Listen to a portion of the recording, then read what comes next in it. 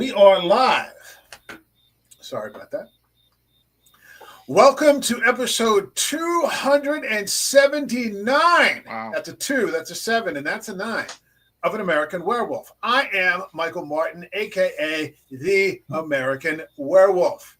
In the house tonight, I've got Stan Oliver, looking pretty good for about 150. Not bad, not bad. All right, he's still got his Bears hats on, so he hasn't learned every lesson, but nobody learns everything.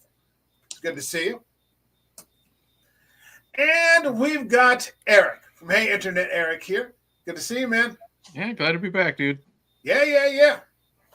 So, as we come finally to the end of the summer of Kurosawa, post-Labor Day, this was a movie that was selected by Stan Oliver and maybe one other person. Eric, I think you may have gotten in on this selection as well, bypassing this and then us kicking it a week over Labor Day. I'm talking about Akira Kurosawa's The Hidden Fortress. So if you're ready to go, shall we kick it off? Yes, sir. Let's start bicycle kicking.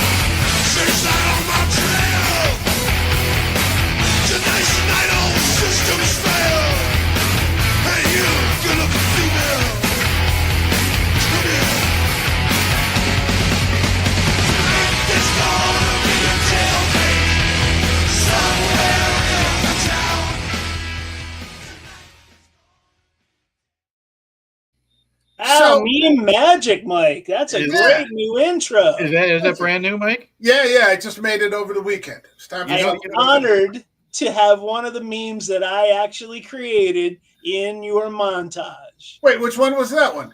The political compass with all the words on it. The C words, yes. Okay. Right. You know what I really like is it's a lot of manly pictures. You know, you got all the heavy metal bands. You got you got Iggy Pop, Henry Rollins. You got T-Rexes and the Incredible Hulk, the wonderful Gillian Anderson. I knew you had to throw in there. But the mixed in all that manliness, you have Woody riding a skateboard for Toy Story. I fucking love it. I love Sheriff Woody is like one of the all-time great movie characters of all time. Those are like all-time classics. I love fucking Toy Story. Me too. That was like when Pixar first kicked it off, and I'm like, what is this? Like everything was just hysterical, and it was just like it was perfect. They're perfect movies. Bravo, good intro, dude. Thank you very much. So, I'm going to start off by saying this, and give me a minute, because I want to talk for a second. I'm glad they never made a trilogy out of these fucked up Star Wars characters, because I don't think I could have fucking bared it. Jesus Christ, these were some fucked up people. Okay, I love this movie. It's a good movie. It's maybe even a great movie. It's not my favorite of Kurosawa's, but if you get the Criterion Collection DVD, then you've got a short documentary on there with it's called Lucas on Kurosawa, because this is clearly a heavy template or blueprint for what became Star Wars. You'd be a blind man to miss it. Yep. And he said, like, he grew up in a small town, and they didn't bring any Kurosawa to his small town. When he went to the theaters, they were showing The Blob or like a Bridge on the River Kwai, and that was what you were going to see. And what are we seeing this week? Oh, The Blob. What's on next week? Bridge on the River Kwai. Oh, what about the week after that? The Blob again. And so it was just, it's like Groundhog Day. But he said he didn't get into any Kurosawa until he went to film school, and he became friends with John Milius. And John Milius, the guy who directed Conan the Barbarian, would say, holy shit, this guy just made this movie. You got to fucking see this movie. And it turned out to be Seven Samurai. And so then any time after that, Milius would tap him, another one's here. We got to go. And they would go and, just enjoy them that way. And he said, it was one of those things where, you have to see a few of these to really appreciate what Kurosawa was doing. And the influence with cinematography and the shots. And he said, it was obvious to him, because there was a picture in the documentary, it's a still shot, of just like it's him and Francis Ford Coppola and Kurosawa talking. And you could see like they're just starstruck. They're like just completely in awe, like, they're just completely fanboying. And Kurosawa's just, he's kind of hanging out, smoking a cigarette, and shooting the shit with him. But he said, you have to see that this guy came from a different generation, having heavy influence in silent film.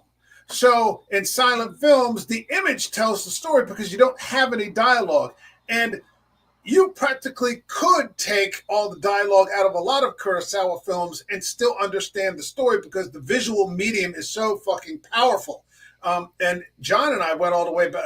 Bill and I started this with Rand back in 85, I think. But John and I went all the way back to like 1948. So you're talking like 40 years of this shit. Oh, wow. And so, I mean, just hit after hit after hit after hit. And like he never missed, like every single time. And, he was talking about how, clearly, this is from the peasant's perspective, which was a heavy influence for Star Wars. And that there's this idea, this theory in writing among writers that really throughout the thousands of years of storytelling, there really are only 32 plots. Yeah. Like there are only 32 plots. In this one, you've got, hey, guess what? A father and daughter are trapped behind enemy lines. How are they going to escape? What's the father-daughter relationship going to be like? Guess what? You've got this gruff man who can't get this little 16-year-old girl to do a damn thing that he says. He's like a general. She's just flipping him off like at every possible, opportunity. I'm going to do what I want to do. Well, no. So it's that. Also talked about, Kurosawa really wasn't widely accepted in Japan because he had a real Western orientation. He loved, and I think Bill was talking about this, or one of you was, John Ford and the Westerns. And so the Westerns created later in his career, after he had more commercial success, movies like Yojimbo. That was the template for A Fistful of Dollars. Mifune was the original Man with No Name. Mm. Mm-hmm, mm-hmm. And then to come back, and we just covered it yesterday, he made another movie where he dropped the Yojimbo character into a comedy. And it's a fucking masterpiece. Like most people would do something like that and make the hero, he becomes the straight man now in a comedy. So they're just going to make a buffoon out of him. It's a fucking masterpiece. Mm. It's a fucking masterpiece. But then after he succeeded internationally, then Japanese audiences began to be a bit more understanding of, because we talked about films where, he's clearly critical of Japan in the post-war environment. Yes. And what Japan had done. And that Japan really kind of had a lot to, as much as we've talked about movies like Judgment at Nuremberg and, things like that, where, they sort of, I think Bill called it once an exorcism. They had to exorcise those demons from the war. Japan kind of had to do the same thing. But by the time we got to this era, the late 50s, early 60s, he was done it. He was just making film. So other things to talk about at that point. Yeah, the war's over with. We've gotten it out of our system. Life has gone on. It should go on. 3 million Japanese people are dead. We've paid the price. Let's just, move on in life. Saying all that, Stan Oliver, do you want to give a quick, what did you think? Yes. This is maybe your third or fourth.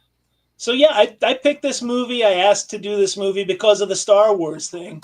And I was real excited to watch it, and watching it, I got all the Star Wars referencing, from the music to the cinematography, the shots, and I went back and watched a shot-by-shot comparison, and it was all there. But as I was watching this movie, and I enjoyed it a lot, I wasn't thinking Star Wars, and it made me think that the Star Wars connection is over talked about.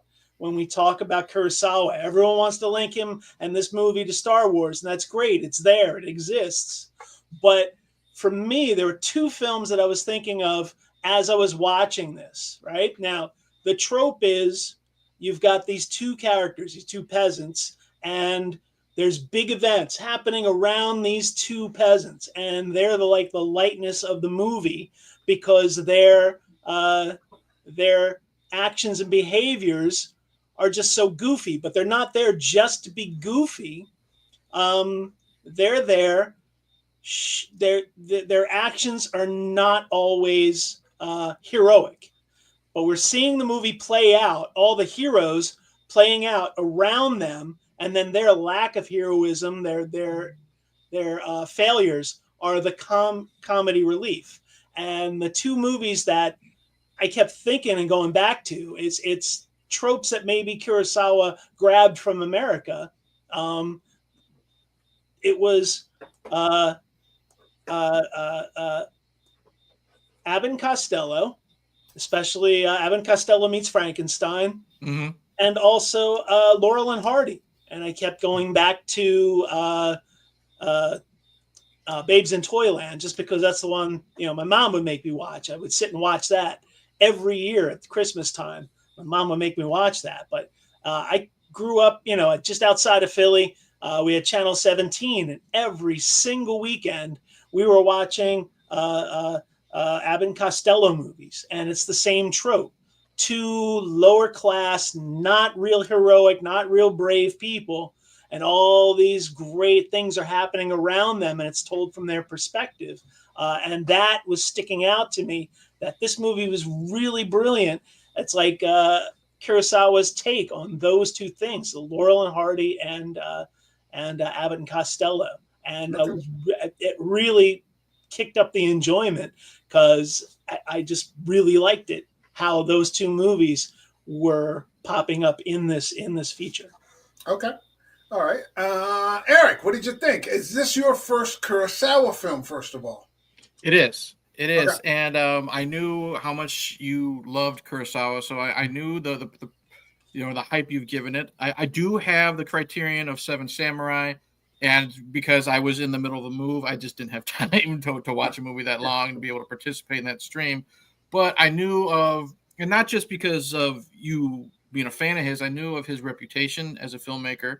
I knew there were Star Wars references or the inspiration to George Lucas, but like Stan over there, I wasn't thinking Star Wars. You know what I mean? I got it, but I was just so enthralled. Just like, this is just a beautiful movie to watch. The way it's shot is gorgeous. I love the music, the look of it, the scenery. I was blown away by how many freaking extras are in this movie, like in the beginning alone. Just what would because I don't know anything about Kurosawa, anything about him at all, but the skill that would have to be able to take all that to make it look as great as it did, to have all those extras, you know what I mean, do what he needs to do, have great performances. I love the peasants. And I was thinking to myself, is this going to be a comedy? I didn't think so, but air quotes Star Wars, maybe. We have the little bit of comedy, but we got some serious dark shit too. You know what I mean? Which I could appreciate. I think it's about 50-50. Yeah, I really, really dug this one a lot. I'm glad I was able to find time, and it's not overly long, in my opinion. I was worried because I know a lot of these could sometimes go like 2.5, 3 hours or more. It's 2 hours and 12, And I don't think there's any drag. There's no lag, at least for me, because I was so enthralled with the story and where this was going. So, yeah, I was very pleased with it. Well, I'm glad. Where I was, back in June, because I had always known about Kurosawa, but I never really took the time to sit down and watch him. And Mike forced me to do it, and now I'm like almost an expert because I've seen 4 films and we've talked about it. But thanks, Mike. I appreciate the Kurosawa. I'm definitely going to go down the rabbit hole. It is hard for me with foreign films with my eyesight, so I do have hard times with reading the subtitles, but I follow Mike's way, and he always says, you do the regular language, whatever their language is, go with that, because if you do dubbing, it does take away a lot of the emotion and the acting, the tone. Total, deep cut, like Mike and you and me, we like the rec films. You know what I mean? If I watch those movies dubbed, it'd be a completely different experience. You know what I mean? So it takes me a little while to get into foreign films because of that, but I'm glad I did go that route. Yeah, it's a good film. Watching the Lucas thing again, he said that this did influence Star Wars, but he said as far as he considered it, or as far as he felt that the only real Star Wars influences were the 2 characters, the 2 buffoons. He said it was a coincidence. He felt in his mind, and I thought, okay, put the crack pipe down, George, that, the fact that there was a princess and a crazy fucking general out there in the middle of the wasteland, protecting her. He said, as far as he was concerned, and this was, pretty recent, documentary, that was coincidence.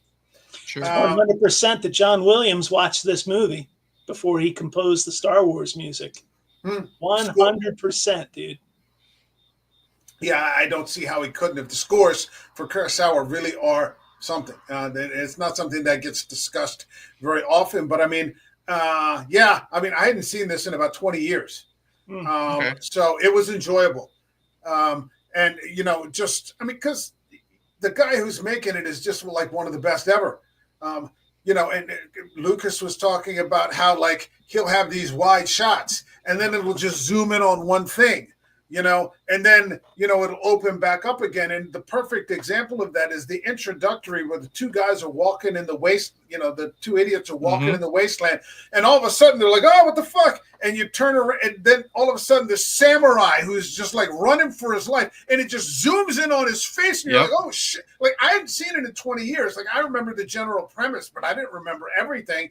And you're like, what the fuck is that? And then he's gone. And then these other people are like running him down, but it's all the same shot. It's all in the same fucking shot. Like there's no break to like another shot here or, another angle. It's like all in the same fucking camera shot. And you're just like, how the fuck do you even think of that? I noticed that when they were dealing on the mountain and all the rocks kept falling. Yeah, it's the same thing. Continuous shots of them acting while they're almost falling down this mountain because it's just rock after rock after rock slide. It was crazy work, and how he wasn't falling as the rocks were going is beyond me. They said that he was actually a bit of a tyrant. Was he? You could see how he would have had to have been to like make people go through shit like that, and just, But I mean, look at the fucking end result. You're like, nobody makes films like that nowadays. Hold on a second. We got some comments here. We got Heroic Waffle stopping in. Hey guys, what's going on? Hope all is well. Thanks for stopping in. I appreciate it. Cool. And then we got John K. Alvarez, and he says, "Good evening, gentlemen. Good conversation. On a side note, if Kurosawa directed a movie called Abbott and Costello Meets Yojimbo, I'd watch it. It would rock." And he's absolutely correct. It certainly would. Well, you're saying about he might have been a bit of a tyrant and putting people through hell. I mean, look at Kubrick. You know what I mean? Yeah. Look at was it Friedkin? You know what I mean? Yeah. And stuff like that. So I mean, it happens. Yeah, they have a vision. They want it done. Yeah, who the hell has a vision like that? I mean, it's a singular thing. I've never seen. at least that I can recall. And that's one of the things that I've enjoyed doing this summer, and that shifting to cinema, the focus and the things that we can discuss are just different. Mm-hmm. You know, like, I mean, and I've enjoyed all the things that we've talked about. Don't misunderstand me. We probably did 260 episodes of good movies. You know, don't misunderstand. I'm not putting them down. But, I mean, you're just like, wow. I'm like, wow, this is on a different fucking level. So, I mean, we got these. Okay. Stop calling them idiots. They're not really. They're idiots. They're fucking. No, you know what? They're not idiots. They're all. I found them to be awful. They were just like, I didn't find them to be comedic. Like, I understood that they were supposed to be comedic, but I'm like, these guys are fucked up. They're just, and it's interesting. Like, it reminded me of Seven Samurai, where like the farmers pretended to be, you know, and then you found out that they were killing, you know, passing samurai. And these guys were opportunists, and like any chance to like abandon ship and steal. They were kind of rapey. They were really kind of rapey with the princess a couple of times. Yeah. And I'm like, what the fuck is... Which one? I mean, there's the one where they first see her in the woods, and then there's the one where she's sleeping. And they're like, we're going to draw straws, you know, who's going to take a walk for 20 minutes, you know, and come back. And I'm like, what the fuck kind of Star Wars movie is this? It's like Zack Snyder's Rebel Moon, man, you know, where... you know, they're like, no, this is too dark, because admittedly Snyder had like gang rape, and like they're literally bashing people's skulls in, you know, with this huge. Well, it already starts out with a. I didn't know what type of movie I was getting into, because, correct me if I'm wrong. Like I said, I've only seen it the one time. They are the winners of a battle, but they're believed to be losers, so they're being forced to dig holes for dead bodies, and they're just arguing with each other. You know what I mean? That is to me like, you know, would be like Abbott and Costello or something out of the Three Stooges. But you're right. There are some times I'm like, wow, I kind of feel bad for like these guys being my favorite characters. You know what I mean? Because lots of times they're happy-go-lucky, silly, but yeah, they are those certain scenes where there are fucking scuzbags. Well, and it's not just scenes, you know, where they're stealing rice and stuff like that. They're just doing that to survive. But you know what I mean? Just other parts, you know, it's again 50-50 with the tone, you know, very dark but very lighthearted at times. If there's that's kind of the whole point. Like, they're peasants, they're average people, you know, you got to look at them and go, yeah, laugh about it because you're no better. But throughout the movie, they embody just about all of the 7 deadly sins. You know, they're greedy. They're covetous. They're lustful. They just, you know, they're cowards. They want to run away every chance they get and steal all the gold. Yes, thievery. So it's basically supposed to be the everyman when they're confronted with this old thing of Japan with very very heavy ritual, very heavy heroic and, you know, closed society with very strong rules. And the peasants don't live with those rules. They're in a whole other caste. They're outside of this, and they're experiencing this thing as, you know, weak and vulnerable people, which we all are. You know? They're not proud samurai. They're not warriors. That's an interesting point. They're not, you know, battle trained. You know, maybe they went into the battle hoping they could like click jump, you know, into another caste, you know, and become warriors. You know, maybe they can pick up some employment. You know, hey, I fought in this battle. You know, can you take me on?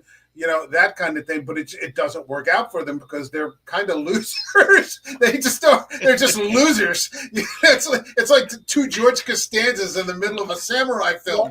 You know, like everything that they do just goes wrong, and you're like, holy shit! It wouldn't surprise me if you heard Larry David music just happening every time. Every time their little plans went awry, you know, you start hearing that. But what was great is, you know, you can tell that they're also sick of each other, you know, because they ditch each other at the very beginning. But when that big riot or revolution or whatever's happening, they're so happy to fucking see each other. You know what I mean? And they were just cursing each other out and hoping each other would. That's a trope in millions of movies, though.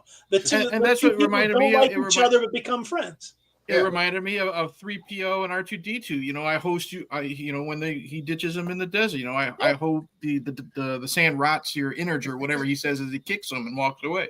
And then they get captured by the Jawas. And then he's so happy to see him when the Jawas get him. But I mean, it actually is. There's a lot of dark stuff in here because they get captured and essentially they're going to be worked to death. Yeah. Like they're going to be worked to like it's like death march, slave labor. Just they get called moles. They've got to dig for this gold. And one of my favorite scenes in the movie is where the guys just seem to instinctively understand, like, we have to get out of this or we're going to die. And like everybody just riots. And that one bonfire that they have like in the stand just goes over and like 200 men just start rushing these guys and they're getting shot. And at first they run back. They're like, we have to keep moving forward. It's like, I'm going to do or die here. And I just thought that was a fantastic scene. Because you have to figure, even though they're defeated, most of those guys in there probably are fighters. They're not like, the two that we're talking about. And they're just like, yeah, we're not going out this way. Like, you're either going to shoot me or I'm going to escape. But like, I'm not going to spend my life digging a ditch for you, until I keel over. What did you guys think of the princess? She was repellent, dude. But I can see how you would think that she's, Princess Leia is modeled after her. That's got to be so groundbreaking to have that kind of character in 1958. But that's a hallmark of Kurosawa. All the movies we watched featured either a conniving or a strong woman, I thought she was, I liked her. At first I didn't like her. And then all of a sudden something clicked in me in this viewing. And I just loved her because like you can't understand she was only 16. Mm-hmm. Like she's 16 years old. She is kind of a Leia character. She is the sole survivor of the one clan. It's going to be her responsibility to like lead this clan. And she's a kid. And is she like a bratty little kid? Kind of, sort of, but she's in like an impossible situation for a 16-year-old to be. And I loved her look. I mean, I think she's beautiful. There's a whole backstory. Like this was not an actress. Like they said, like all these Japanese starlets auditioned for this role. Kurosawa turned them all down. He had like this. They put out like a nationwide call. And like somebody found her, like she was a college student. She had a very brief movie career. And she was like a college student and somebody saw her like outside a movie house. And they're like one of Kurosawa's people. And it's like, hey, it's her, and like next thing you know, she's meeting Kurosawa. And yeah, I think she starred in like maybe 8 movies over the course of her life. It all ended very fast, but she's best known for this. I really liked her. I can't take credit for it, but one of the reviews I was reading talked about the themes and her role in this and why I didn't like her that much. He talked about how she's in this crazy position where people are dying for her, and she wants to deny it. She wants to deny her place in the royalty caste, and she wants to walk away from it. However, the thing of it is, if she does that, then those people will have died for nothing. If she accepts it and shoulders that burden, at least those people died for something noble. And the reason I didn't like her is because of that. I instinctively felt like, fuck her. She can't walk away. She has to step up and deal with this situation. Eventually she does, but that is why I didn't like the character. It wasn't like immediately like, oh, Leia, she's taking Han's gun and sending him down to the garbage chute. She was a little bitch. Yeah, she came off very, very cold to me. I don't know if that's the correct word or not. And I couldn't shake that thought of her for the entire movie. I mean, there's a couple good scenes. Like I do like the scene where she gets pissed off when you find out the general sent his sister in her place. You know what I mean? So she does care, but we don't see enough of it for me to actually like Bill says, fuck her. Like I don't really care enough because I don't see enough of that good emotion. She's just there, and the fact that she has to play a mute a lot of the movie, I think takes away from it. At least the one part where I did have sympathy for her was when the two peasants were considering raping her in her sleep, and the one woman starts to guard her with the stone, and you're like, yeah, do that, you know. Yeah. Well, here's the thing, and this isn't it. She is, and you're right, because there is a class system here. We've talked about this before in these Japanese samurai era films. It's a class system, there's royalty, and then the samurai, and then like the merchants, and then like everybody else is down at the bottom, farmers and peasants and things like this. And her very look, like you can tell when she walks into that like tavern and they're trafficking that girl from her region, like how different she looks. Like her skin is more fair. So like she is like from a completely different class moving down into this place with regular people. I don't think she knows how to interact like a regular person. She's used to, very formal, and she's used to being addressed as a princess, and she's 16 years old, and, she knows how to do what she knows how to do. But these small things that you see, like, when she would see those two women when she first walked in, and, she's just like, she's very cold at first. And then you're like, her face kind of smiles at them because the women are like, you could see instantly, they're like, you don't belong here. Like maybe they don't even know who she is, but they're like, yeah, you don't, this isn't the right spot for you. And that's where we start to find out that one guy is like pimping out some woman that he bought for like 5 pieces of silver. Yeah.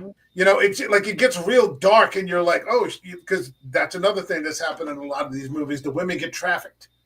Okay.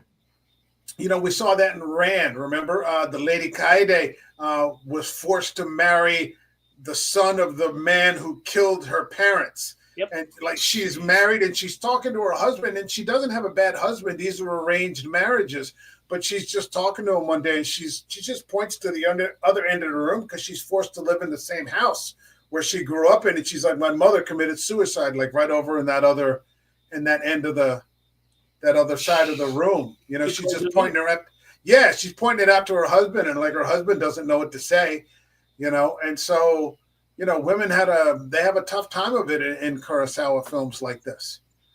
So, what did you think of Mifune? Dude, I am struck by the range of all of these actors, because now we've seen 4? I've seen 4 of these movies, and every single one, it's a complete transformation. These guys can play anything. They're so good. Mifune was great, but you know what? The guy who played Tahei, fantastic. And I didn't know he was in Godzilla too. Yeah. Fantastic. Yeah. He could go from goofy comedy to he played the priest in Rashomon. Rashomon, yeah. So he can go from heavy and dark to, playing a goofy peasant. It was great. Kurosawa had his go-to people. Clearly, Mifune was his main guy. But like, I've watched these movies, been watching them all summer, and it's the same people. He's a real actor, though. It's not like you're getting, you're not getting The Rock, who plays himself in every single movie. Thank God. These guys are really putting on a clinic of how to characterize, even though they look the same almost, they really know how to emote, for 1958. They're really putting on a clinic. A lot of American actors could have learned a lot from them at the same time, It's a lot of physical performance. Yes. I think Lucas had a point when he talked about the silent films, that they're emoting, like it's a lot of quiet. And yet at the same time, there's like this enormous deep feeling that's like coming from these characters, even with a minimalized amount of dialogue. It's very impressive. It's very impressive to watch here. Mifune, he's the general. Okay. What's his name again? Hold on. Oh boy, I called him Obi-Wan Mifune. Rokurōta. Rokurōta Makabe or something like that. And he is. I would have preferred. Here's my thing. I would have preferred like Alec Guinness to play it like this. like a little, like much rougher around the edges. Yeah, like a general instead of a wizard. Yeah. Yeah. You know, some calm guy and talking in even tones. It's like I've been living in the fucking desert by myself for 40 years. I'm going to be a little off. Well, yeah. I really liked this dude. Mifune is the actor's name? Toshiro Mifune, yeah. I really dug him because a lot of it was his body language. A lot of it. That picture right there, that fucker looks mean. He looks mad. And it works because he's with these two buffoons, like you say. You'd be annoyed too. He's the straight man, you know, they're the comic relief. And what I like about him is there is a sense of honor to him. You feel it. You feel his frustration. Like, again, you know, I have a job to do. You guys are fucking it up. I will leave you if I have to. Do what I say, or else you'll sort the consequences. But then there's little bits and pieces that I really grew to like with this actor in his body language. Like when he defeats that one former foe, I guess you would say. General. The other general, yeah. And after he defeats him, he's just got like a shit-eating grin on his face as he walks away. Little things like that made me enjoy the character. Like, again, you know, we said it, you know, John's in the chat, less is more. You know, just that little smirk that he gave him after he bested him just added to my enjoyment of him. I really like it. I really like that scene because, like, samurai films aren't like kung fu movies where it's just all you know, action that almost makes no sense. You know, it's like nonsensical. These are stories where occasionally someone pulls out a 3-foot razor blade and just starts swinging, and like the fight scenes are over very quickly. Why? Because two guys are swinging 3-foot razor blades at each other. Those fights aren't going to last very long. But this was like this 5-minute, it was almost like a little vignette, and it just ended, and then it like actually faded to black when he rode away, and I'm like, wow, that was just really fucking cool. I mean, when you consider that neither of them were martial artists, I thought it looked pretty fucking good. Yeah. I love that scene where Mifune rides the horse and he's chasing those two guys down, and it's just this still shot where he's holding the sword. I was yelling that, you know, when I was watching this, he looked like, because there's a scene where you don't see his legs hanging off the horse. It's literally just him from his torso up, maybe a little bit of the horse. The fucker looks like he's floating through the air, like he's I'm like thinking, you know, cheesy or not, like the specter of death chasing after these two guys. Like he's literally just moving, like, you know, floating around, going after these guys. And that was an intense scene, and I would want that guy chasing me. Would you? No. And it was just again, no nonsense. And I'm not gonna lie, I was expecting a lot more action, but then again, my experience with samurai films is the Hidden Fortress. You know what I mean? I just know. And I actually appreciate the fact that it wasn't over the top, you know, kung fu fight every 10 freaking minutes. You know what I mean? I appreciated it more. And I did like that fight with the, you know, like you said, the 3-foot long razor blades. You know what I mean? Every attempt to make a strike counted. Yeah. And that's what I really like. It's not just swinging a sword for the sake of swinging a sword, doing flips and kicks and shit like that. Everything counted. And there's a couple fake outs, you know what I mean, where you can tell they're testing the opponent. And that's what I really, really appreciated about that fight in particular, that battle, or whatever you want to say, confrontation. I like the role reversal between Mifune and Chiaki, the guy who plays Tahei. Because in Seven Samurai, the positions were switched. Yeah, where Chiaki was playing the stoic, you know, samurai, and then Mifune's playing the goofy, you know, off the wall. He's a pretender. Not. Yeah. He steals the license of another samurai and presents it to all the other 6 samurai, and they're like, according to this, you're 13. He can't even read. He just hands him the scroll and says, and they're like, I don't think this is you. That's hilarious. Yeah, you got to watch that, man. You got to watch it. It was so good when he mind fucked his way through all those checkpoints. That was just a brilliant sequence of events. Boys, if we're ever at a checkpoint and you're holding something, just give them like 1% of whatever it is that you're trying to get through, and say, "Hey, I found a bunch of this back there, about 2 miles back," and hey, give me a reward, and like he makes them shove him out. Like, you know, he doesn't just try to scurry away. He like forces a confrontation. They're like, get the hell out of here, you know, and the chief of the guard, just like you. I fucked up. They never went back to it, but he's just sitting there like, oh God, I fucked up so bad. I better not say anything. Yeah, just keep your mouth shut, buddy. It's not the woodpile you're looking for. Yeah, exactly. You know, we started doing samurai films when we started talking about 13 Assassins. And so every once in a while, you will get a movie like 13 Assassins where the whole second half of the movie is just an hour-long war scene. Yep. Okay. Which is just, Takashi Miike's 13 Assassins is just a fucking phenomenal piece of film. But, you know, and then you'll get some samurai films like this that have some comedic elements, and then you'll get some that are just super serious. I was really wondering what I was getting into with this when it opens up, because I watched it on Internet Archive. You know what I mean? That's free online, and it was the Criterion version. It didn't have any bonuses, but it was a Criterion version, and it opened up with Toho, and I'm like, this is the Godzilla, company. I'm like, okay, now what am I really getting into? And again, my history with that is like, the real cheesy Godzilla ones. You know what I mean, with Godzuki and all that stuff, which I love. You know what I mean, but. And then we had the peasants. So I'm like, okay, is this going to be a comedy? And then once we get the dark stuff, I'm like, I just loved how it was able to balance everything. You know what I mean? It wasn't like the term goofy was used earlier. I think I don't think that might have been the right word. It was comedic. Like goofy, I think of like slapstick and stuff like that. But I think there was just the perfect mixture of comedy and drama. Yeah. I think, Fellow Meets Frankenstein is still a horror movie. If somebody, as much as you laugh, it's still a horror movie. Yeah, I mean, if somebody, had said that, whoever did say, whether it was me or whoever, I don't think they meant it in any disparaging way. It was just, that was the word. Yeah. It also gets, when the princess wants to buy back that girl. Yeah. And Mifune doesn't want to do it. He's like, no, we're not taking anything else on. Like, and he tells her, he's like, your kindness is going to get you hurt.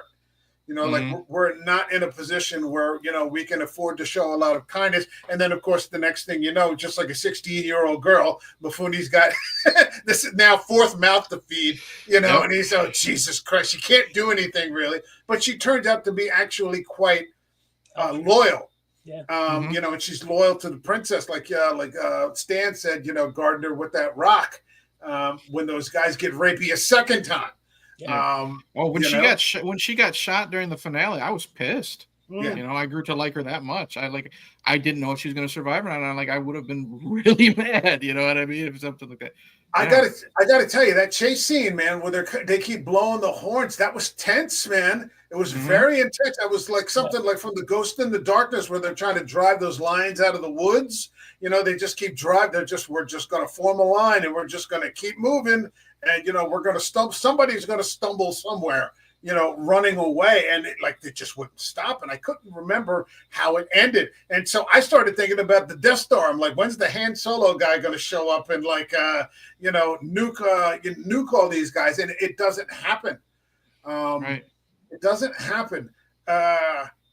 They end up getting captured. And then the one general that he defeats in the duel is punished, is reprimanded for losing. And that's an interesting conversation. Is that how he got the scar? Yeah, he takes a beating.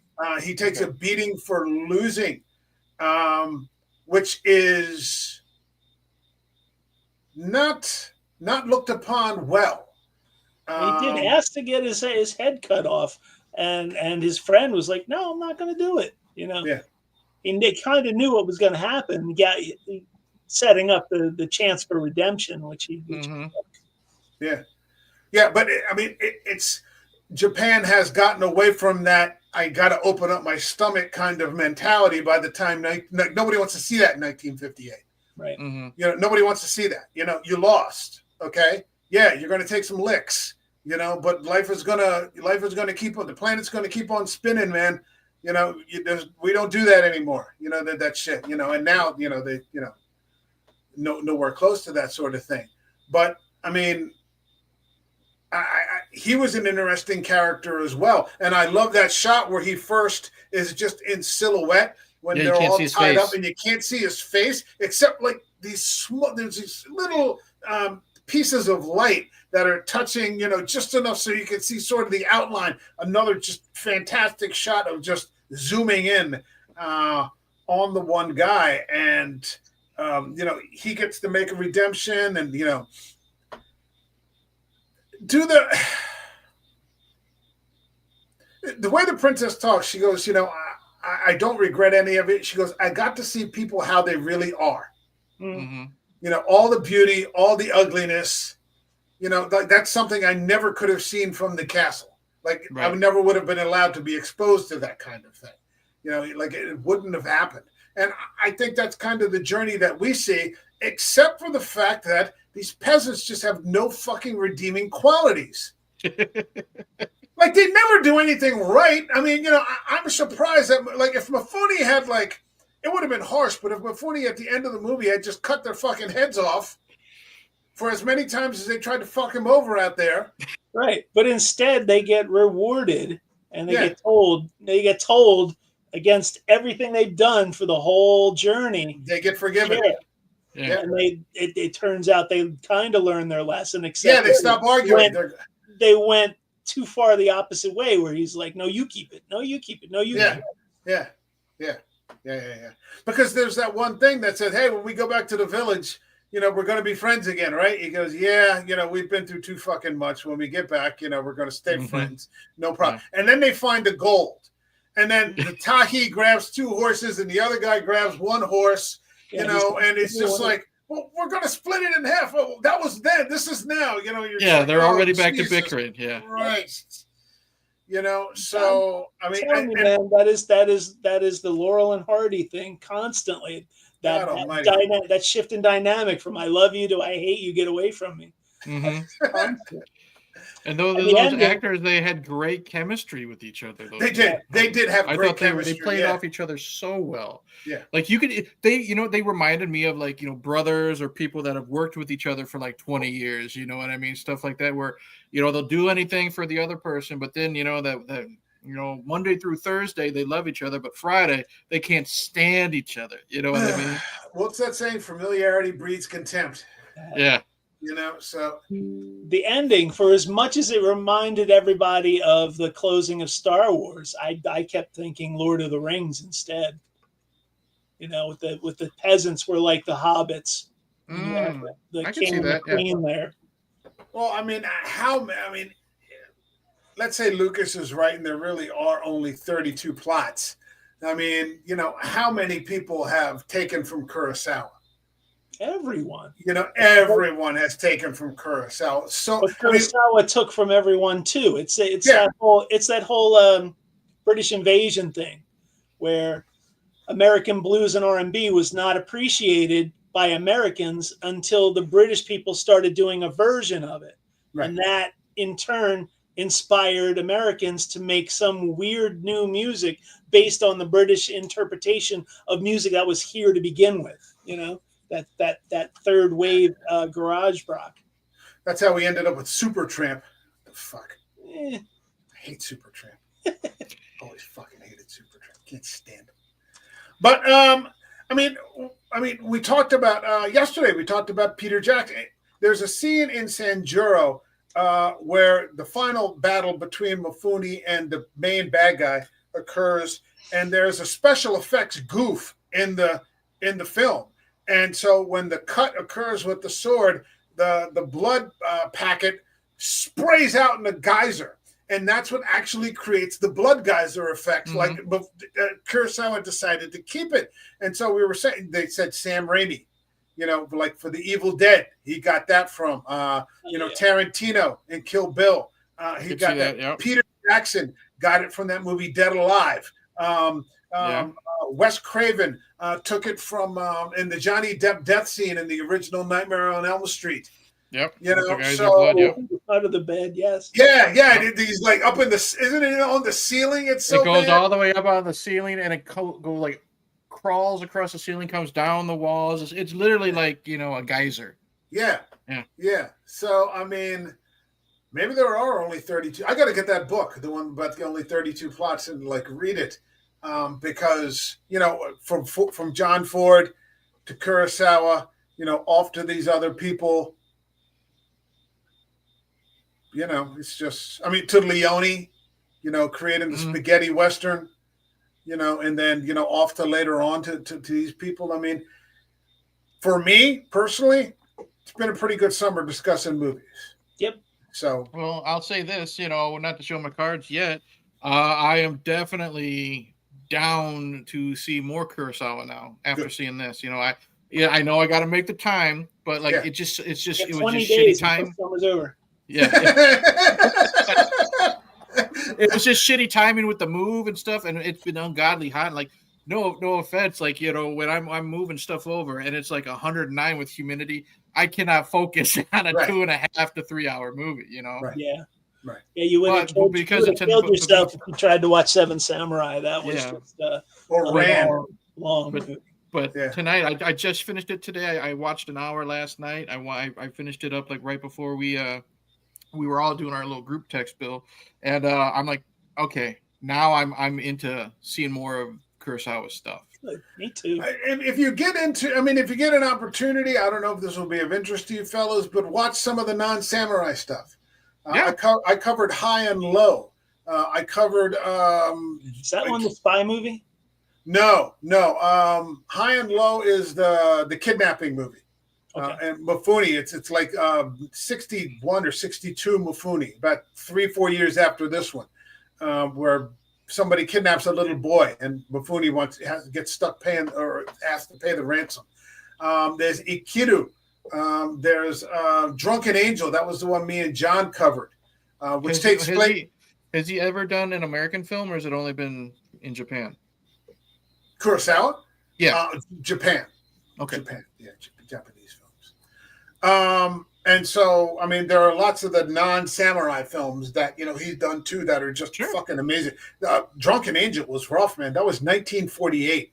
So shit was fucking raw in that. You could see the post-war resentment and anger and shame, and like it's just like the PTSD is like coming off the screen. It's so bad. So there's a lot of good stuff out there. I'm the type of guy, I'll give a director a chance if he changes genres. Like, I do not like Takashi Miike when it comes to horror. That's too much with the torture and all that stuff. Like Ichi the Killer, yeah, Ichi the Killer. His Masters of Horror episode I watched once because I was watching every episode of it. I'm like, that's something I will never watch again in my life. It's that bad for me. But you just mentioned like what 13 Assassins. 13 Assassins. I will watch that if it's like non-torturous horror, because his Masters of Horror episode is torture porn, like 100%. It wants to make you uncomfortable, and that's what he's known for in that genre. But I'll try one of his non-horror movies for sure. I would recommend that. He also does a Zatoichi movie that is fantastic. Zatoichi the Blind Swordsman. Okay. So his Zatoichi movie is a really good movie. I thought the 13 Assassins was a good movie with a great story. It just happens that the second half of the movie, the whole hour is just one long battle. I mean, it's fucking berserker time like going on. It's like imagine that Kill Bill fight scene, but really large. Jeez. Yeah, for an hour. Yeah, it's just a fucking hour. All right. Is there anything in this film that we have not discussed that you would like to get into? Not really. Takashi Shimura is the pimp, dude. He's so good. Oh yeah. Yeah. We didn't mention him, so I had to mention him. Yeah, Takashi Shimura was the leader of the Seven Samurai. Again, he's the lead in Ikiru. He's another guy who's always a Kurosawa go-to. Here, we forgot about that scene when they actually get to the fortress. Yeah, because he's starting to look a little old long in the tooth in this movie. But he's still a pimp. Yeah, and that scene where they realize they're going to die, like they know they're going to get caught, and they all bow to the princess, and, like her caretaker, that old lady, and, it's a rough scene. That's a rough scene. Yeah. And again, they don't say anything. Mm-hmm. There's nothing said. It's just them staring. And then they just all bow, and like a couple of them start to cry because, they realize, they're probably more heartbroken about being separated from the princess than what's going to happen to them. that's probably the real, their obligation. And that's a testament to Kurosawa's visual storytelling, in that you could take the audience along without saying anything, and you're still involved in what's happening just with a look of the face, pointing of the eyes. That's really good visual storytelling, when you can pull someone in with no words.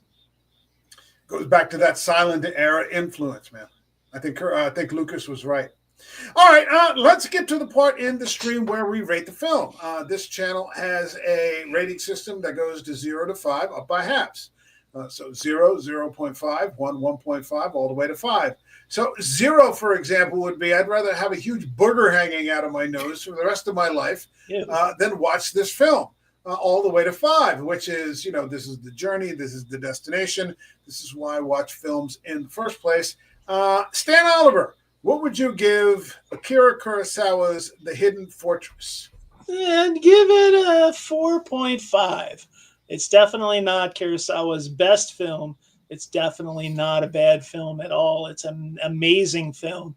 If it's underrated, it might be because of expectations of wanting to see it be Star Wars instead of just an influence on Star Wars. I think the Star Wars thing, like I said before, is a little overburdened. This film is overburdened with people and Star Wars. If you can divorce it from Star Wars, great movie. If I watched it as if it was Abbott and Costello, I said that already, and I just enjoyed the fuck out of this movie.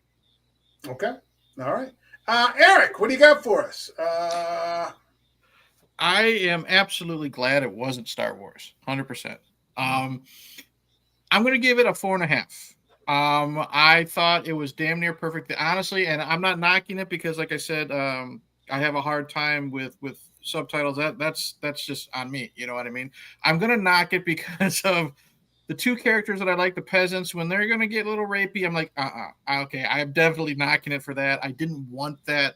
Like, I get it. They're not good people, but that was going a little too far for me personally. I will knock it half a point for that. But everything else in this movie was great from beginning to end.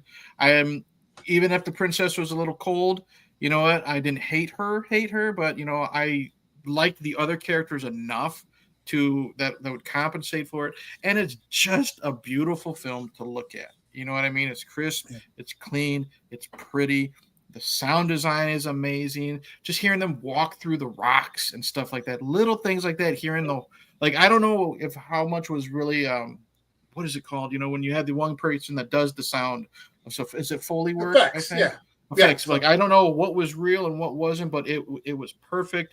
Great characters. And like I said, it makes me want to see more Kurosawa stuff. So 4.5. That's the important part. All right, for me, I'm going to go with 5.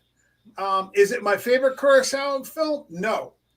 Can I find anything actually wrong with the film? No. Can't find anything wrong with it. So, yeah, it goes to 5. It goes to 5. So, I think it's been upwards of 8 or 9 Kurosawa films since June. Luckily, I was able to get my tech, here all situated a few weeks ago, so we could kind of go hard at the end, which, I'm glad we've been able to do. My thanks to you and to Eric and to John, for joining me on this. I appreciate it very much. So my thanks. It's been I'll say this, Mike. It's been a long time since I've been on, and I'm glad that my return was a film like this. It was really fucking good. Yeah. As I have wanted since the beginning, since episode 1 to cover good movies, let's move into I want to move it into an even higher category. Let's go to the best movies, just outside of genre, one particular genre. Good, cleanse that palate. Yeah. So yeah, I mean, there's going to be plenty going on for Halloween now. So. And I am very much looking forward to The Conjuring on Friday. So that's going to, the new Conjuring film kicks off on Friday. So I'm looking forward to that. The last Conjuring movie. So yes. I'm actually in the process of watching the second one just to sort of warm myself up because I want to enjoy.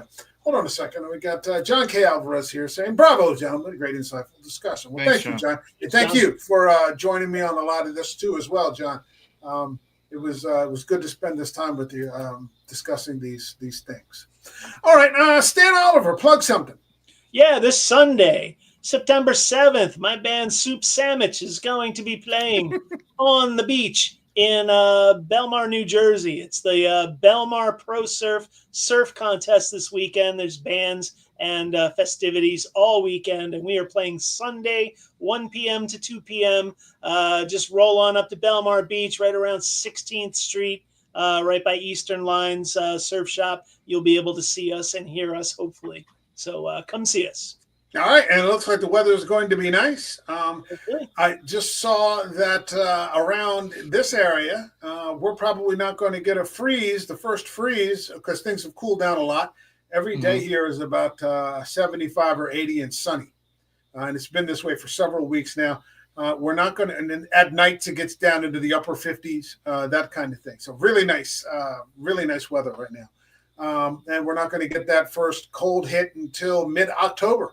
It's looking like. So we've got some more, another maybe 4, 5, 6 weeks to enjoy. So let's keep our fingers crossed for that. No complaints. Eric, plug something. YouTube channel is Hey Internet Eric here. As I've mentioned, I've been in the process of a move. We're finally in the house and relaxed. I'm going to be able to actually pump out content now. It's not so damn hot and I'm not so damn tired. I am bringing back my interview series slowly but surely. September 14th. It's a late show, 9 p.m. Central Time. Deathmatch wrestler Mickey Knuckles, one of the very rare female deathmatch wrestlers. She's been doing it for over 20 years. She just released her autobiography, and I'm going to help promote that. I'm 75 pages into it. There's some dark shit, so you know why. You're going to realize why she does what she does. Other than live streams, everything on my channel has a theme for the month. So since I haven't been here for a while, August was Ass-Kicking August, nothing but action films. So I've discussed fun ones like Big Trouble in Little China, Demolition Man, Mike, one of your favorites, Commando, and I've discussed some shitty ones like The Marine with John Cena. Gotcha. September is Stephen King September. When we're done here, I'm going to record a couple videos for Stand By Me, which is, I think, the perfect adaptation of a Stephen King story. Misery. I'm going to throw on, some required ones like The Shining, Dr. Sleep. Long Walk. I am very excited to see next week, so that will be one of them. And then, yes, I'm going to get into the weird ones that I haven't seen in like 20 years, like The Lawnmower Man, The Mangler. It is what it is. But, Mike, you and me we were having that text group or I don't know if it might have been on X. We were talking about that one Children of the Corn movie that was an actual adaptation, I guess you'd say, accurate adaptation of the source material. So it's from like 2009. Hopefully no fart clouds from Rod like the original movie, but fingers are crossed. I just saw his original house, or his old house in Bangor, Maine, as we were on our way back from vacation. Yeah. Beautiful. That looked like a fucking haunted house. It does. It absolutely does. But we were looking at it. If you remember from the 70s, those Tot Finder stickers, we were like, oh, that's Joe Hill's room, because when he was there, he was a kid, and it's Tot Finder sticker in one of the windows. Oh, God. Yeah, that looked like somebody just made, like, this is our version of Amityville. Yeah. I'm not going in there. No, thanks. I'm good. Thanks. All right, so for this channel, we will be back next week. And we have geared up, just a heads up now for people, October. This year is going by really fast, so it seems like I'm going to blink 3 times and we'll be in October. We are moving to, we're going to travel back to horror, because what the hell else are you going to talk about during Halloween, with our theme of ghost stories and haunted houses. So I've got some films lined up for that. That should be accessible to everybody. I think we're looking at Ringu, which is the movie that became the Ring. I just got the Blu-ray of Ringu.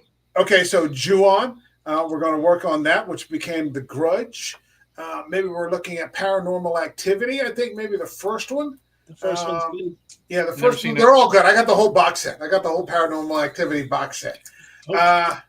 And I got to figure something out for the fourth one. I'd like to do Guillermo del Toro. I know you guys were talking about Hell House. I'd also like to do Guillermo del Toro's The Devil's Backbone, which is maybe the best. I have that Criterion. I've never watched it. So. Oh, really? Oh, okay. Then, yeah, we're doing The Devil's Backbone. Bill, you're going to have to shell out $5 for that one, for a Del Toro haunted house movie. We'll see. Yeah, and if he could pay for The Devil's Rejects because he's too lazy to get yes, the fucking... Yes, he can, you lazy sack. Always bring that up. It's because it's always true. Point. I'm one of the peasants, you know. Put that gold back, motherfucker, all right, you know? Jesus Christ. Yeah, that's right. John, now, next, but I'm jumping too far ahead. Next week, we will be here covering a classic noir film. And I love me some old school noir. We're going to be talking about Carol Reed's The Third Man, starring the great Orson Welles, based on a Graham Greene novel. So if anybody would like to join it, John's going to be there. I'm going to see if I can get Sydney from Cinema Cities in on that one too. But it's on VHS somewhere. It's on Tubi. Okay. It's on Tubi. If anybody would like to just join an old noir spy film, Criterion Collection level. It is a Criterion Collection. That's where we'll be next week. So my thanks to Stan Oliver. My thanks to Hey Internet, Eric here. My thanks to John K. Alvarez, Heroic Waffles, everybody in the chat. We will see you all in the next video. All right, take care, everyone. God bless you. Cheers.